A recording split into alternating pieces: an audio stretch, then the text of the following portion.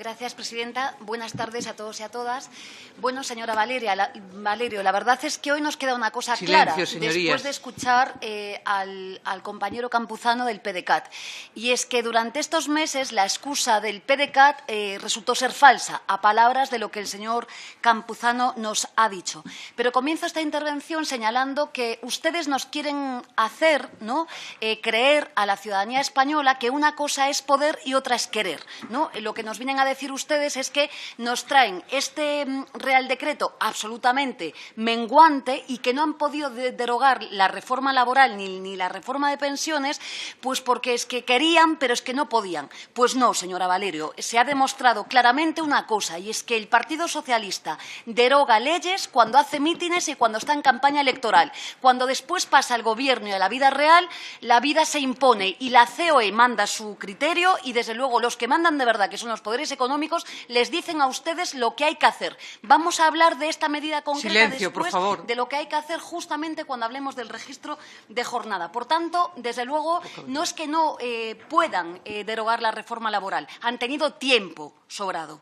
Han tenido tiempo, es que no quieren hacerlo. Son otros los intereses que se han impuesto a sus propias voluntades. Y lo que ha pasado, señora ministra, es que nos traen hoy aquí ustedes un sucedáneo de mala calidad, además, si se me permite el sucedáneo, señora ministra.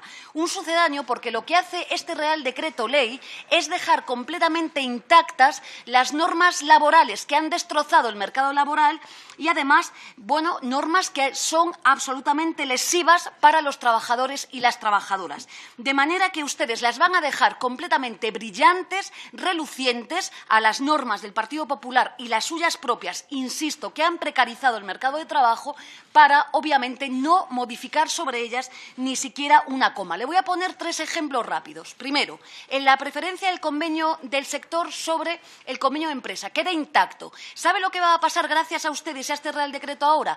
Que las Kellys de nuestro país van a seguir automedicándose. Esta es la vida real, señora ministra. ¿Sabe lo que le va a pasar a un guardia jurado cualquiera de nuestro país, por poner un ejemplo? Bueno, pues va a ver cómo su vida sigue exactamente empobrecida, que es lo que han conseguido consumar las 2 reformas laborales, la del Partido Popular y también las suyas.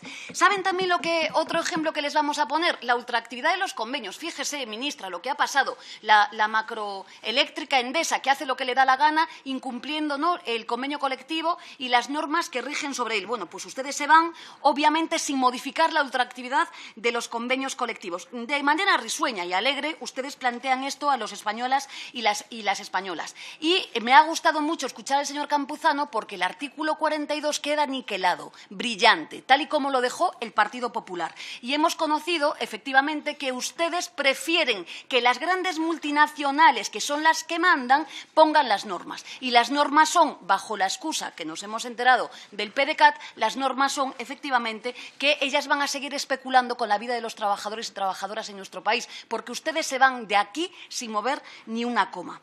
Y, si me permiten, además de sucedáneo, su norma provoca sonrojo. Que ustedes tilden, y usted lo ha dicho literalmente, esta norma como herramienta de lucha, leo literal, le tomé literalmente la expresión, de lucha contra la precariedad laboral, da bochorno. Yo no sé si usted ayer ha escuchado a los secretarios generales de Comisiones Obreras de UGT. Yo sí, estaba allí. Desde luego, da bochorno que usted afirme lo que acaba de afirmar. Y vamos a hablar de la precariedad. En primer lugar, que ustedes, después de haber pactado con nuestro grupo la eliminación de las bonificaciones a la Seguridad Social, por ser, como dice el Banco de España, que no es susceptible ni sospechoso de ser un organismo revolucionario, un peso muerto en la economía, y pactarlo con nosotros, ustedes con esta norma lo que hacen es más regalos para los empresarios. Y, además, con una tesis, ustedes, no sé, de buenismo económico. No sé cómo tildarlo, lo que están haciendo. Nos quieren decir que van a crear empleo y van a atacar la precariedad dándole dinerito fresquito con la seguridad social, además, con la seguridad social a los empresarios de nuestro país. Desde luego, yo no sé, ministra, si usted conoce desde el año 92, si ha examinado durante más de 35 años de bipartidismo cuáles han sido las políticas de fomento de empleo en nuestro país. Nefastas.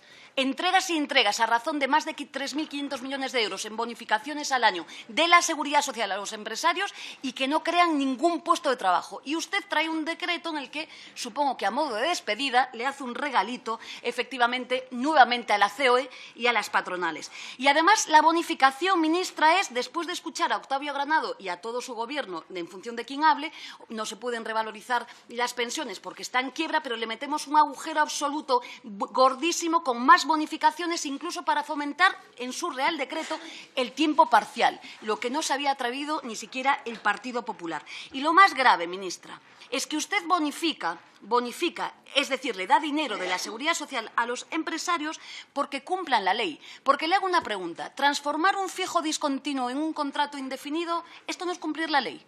Le hago una pregunta sencilla. O le voy a poner otro ejemplo. Por ejemplo, cuando se pretende blanquear una parte del trabajo no declarado en la hostelería. Esto no es cumplir la ley, señora ministra. Tenemos que hacerles un regalo, bonificarlos para que los empresarios en este país de una puñetera vez cumplan con la ley.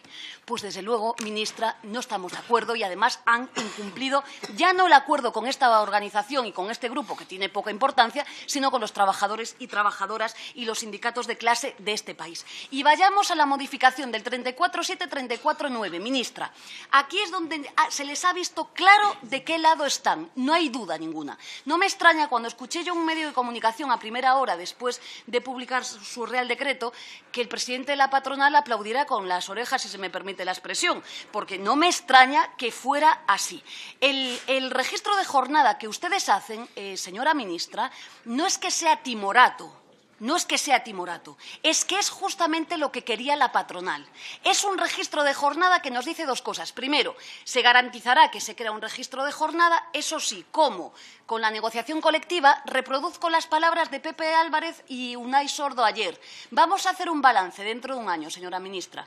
Lo vamos a hacer usted y yo y veremos cuál es el resultado. Y dos, hombre, lo que quería la patronal española con muchísima alegría, que la decisión sea del empresario. Pues claro, ministra, pero es que el problema es que para que el registro opere, para controlar las horas extras, esas a razón de 3 millones de horas extras que los españolas y las españolas trabajan gratis en nuestro país a la semana, lo que es evidente es que tiene que garantizar dos cosas. Una, el derecho de información de los trabajadores y trabajadoras que puedan saber con riguroso control cuántas horas hacen cada día y, hombre, por lo menos respetar a los representantes colectivos de los trabajadores y trabajadoras, que también puedan acceder. Este es un registro opaco. Digo más, ministra, a consultas que hemos formulado a especialistas de derecho laboral, dudan que incluso formalmente cumplan con el derecho de la UE respecto de este registro de jornada. Pero insisto, aquí es donde se les ha visto sin rubor de qué manera se han colocado ustedes, sin rubor, del lado de la COE. Esto es lo que quería la COE, es lo que querían las grandes multinacionales y esto es lo que tiene, por desgracia, nuestro país. Dejan claro de qué lado están. Y para finalizar, señora ministra, termino ya, vamos a apoyar este Real Decreto por una cosa. Por la gente que no tiene nada que llevarse a la boca y está en desempleo, por el subsidio de desempleo. Si no fuera por esa razón, ministra, no convalidaríamos este Real Decreto. Por esta razón, porque somos gente que venimos aquí a defender a los de abajo y a las de abajo, porque somos gente responsable, vamos a convalidar este Real Decreto. Pero termino, ministra. Se van como han venido, dejando a los trabajadores y trabajadoras a la intemperie. Y su relato de que quieren y no pueden no es real. Pueden y no quieren, porque tienen atadas las manos de pies y manos completamente con la banca y con los que mandan en este país, que se llama COE y otros poderes, obviamente, que todos conocemos. Nos queda claro también que cuando el presidente del Gobierno se reunió con el IBEX 35 muy recientemente, en enero de este año, nos queda claro también cuáles fueron sus compromisos. Pero ustedes se van como han venido. No quieren, pueden y dejan a la clase trabajadora a la intemperie.